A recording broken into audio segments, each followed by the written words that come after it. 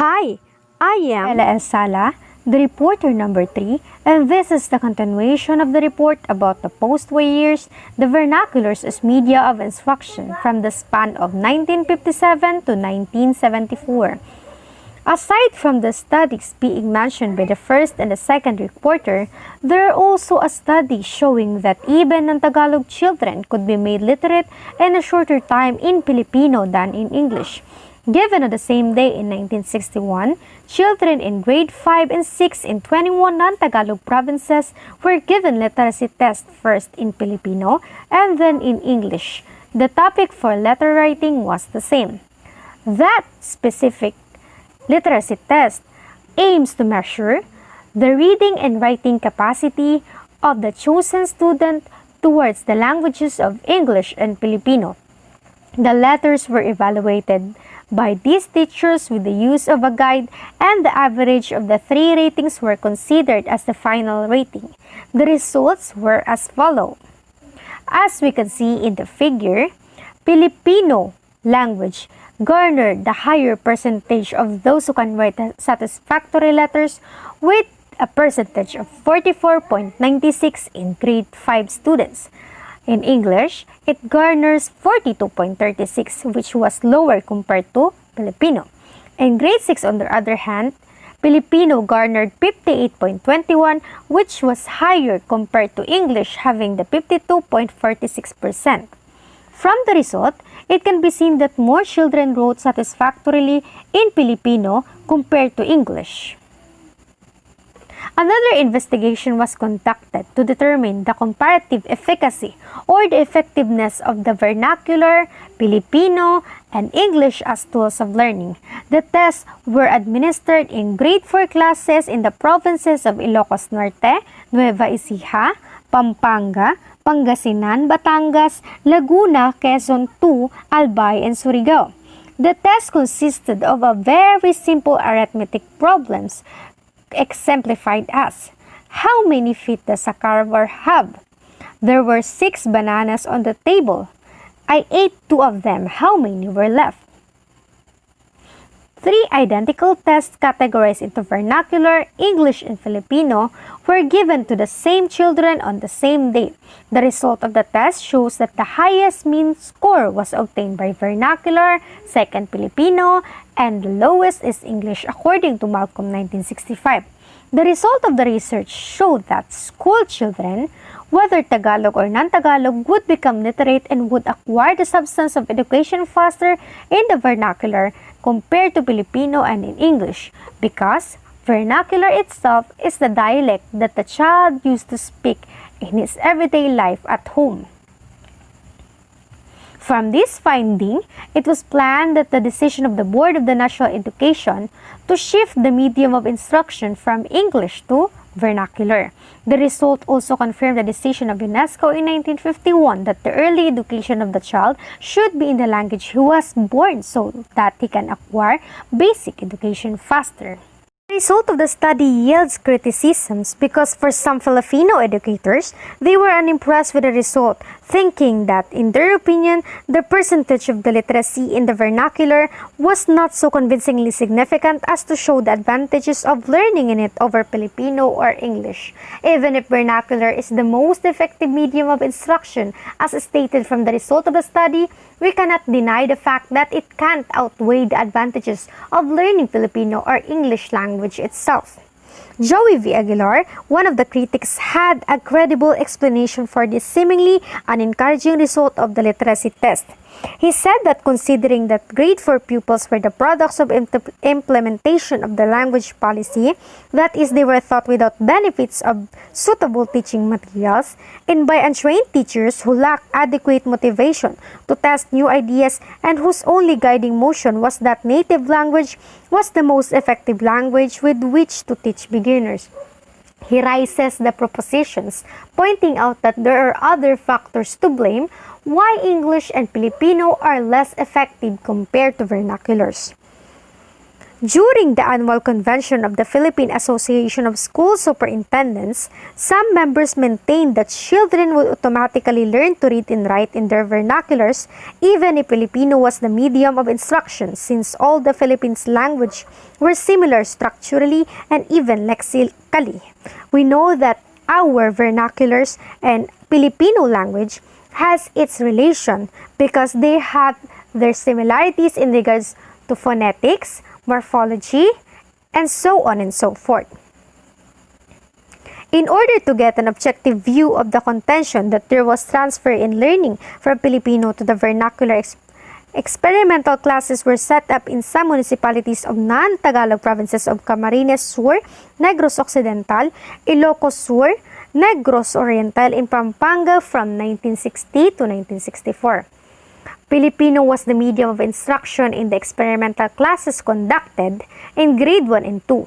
At the end of each year, tests in reading and writing were given to those who used Filipino and vernacular. The results showed that those taught in Filipino could read and write in their vernacular equally, well as those taught in vernacular alone.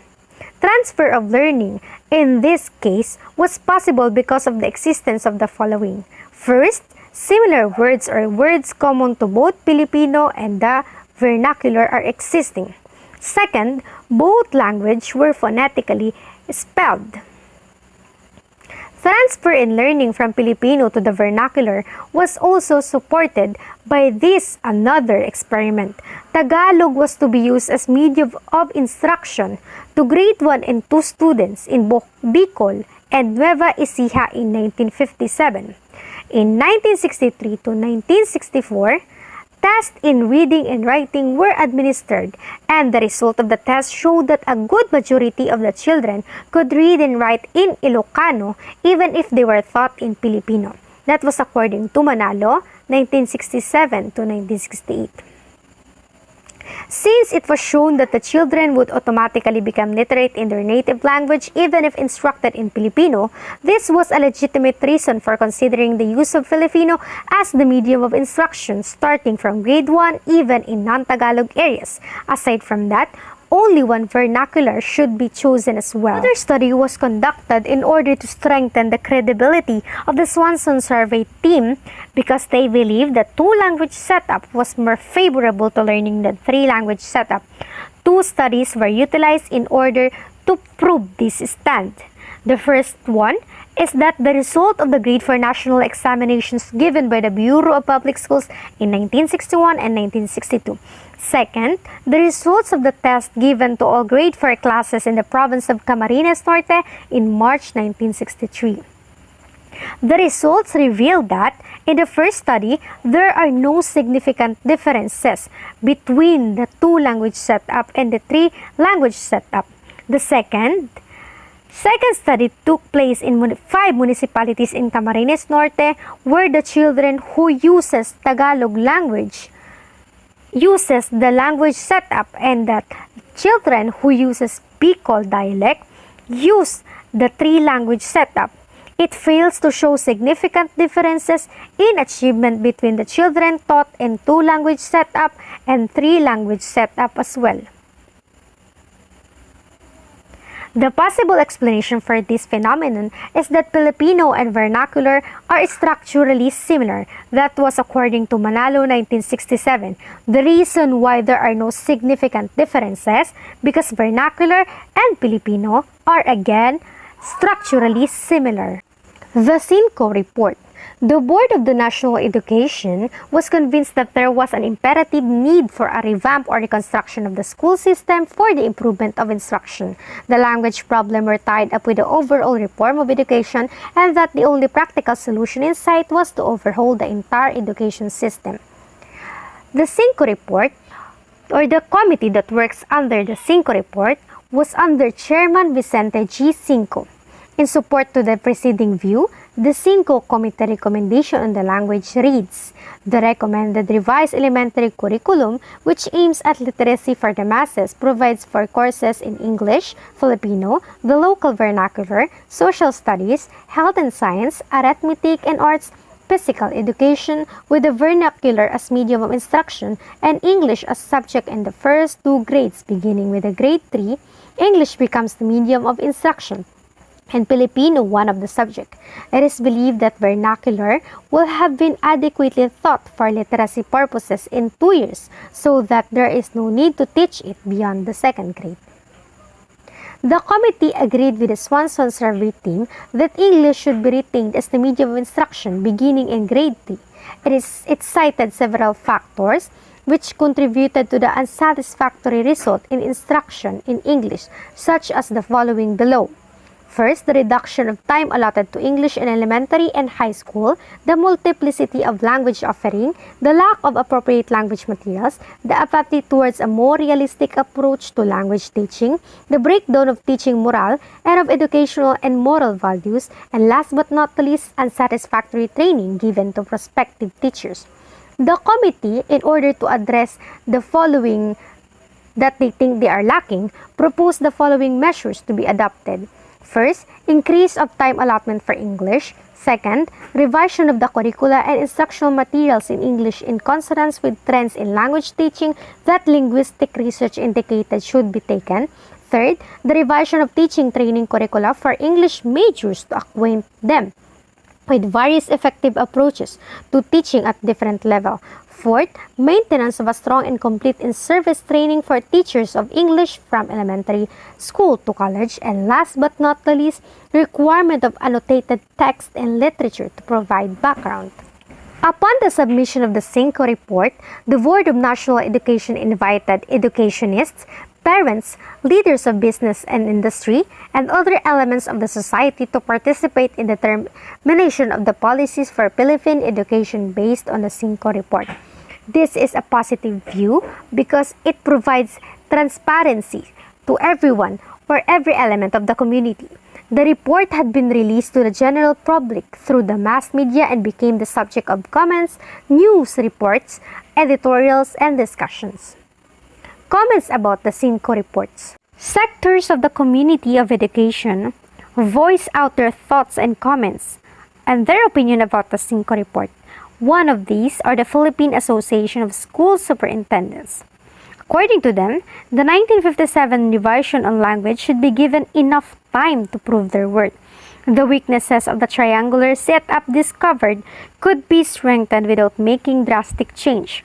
Partial to the use of vernacular in the lower grades, whether or not in the future, Filipino was to be used as medium of instruction or as a medium of intercommunication among various linguistic groups. The proposal should be first subjected to study and experimentation. Next to those sectors is the Catholic Educational Association of the Philippines. Through its spokesperson, President Waldo S. Perfecto, according to them, the medium of instruction in the first two grades should be left to the option of the school, since the need for facilities for effective instruction in the vernacular varied with every community and school. At the end, the Cinco report did not seem to arouse the interest of educational circles since it was felt that its recommendations were mainly aimed at academic competency instead of preparing youth for the exigencies of modern living.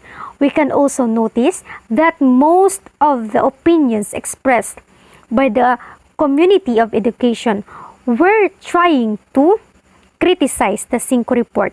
Meaning to say, there's a lot of aspects in which the Cinco report lacks its credibility. The teaching of Spanish. Significant observation made by the Swanson survey was that another factor interfering the educational policies was the growing intrusion of politics into education. Meaning to say, it is a reality nowadays that politics can now invade education, and the evidence of this is the Spanish law.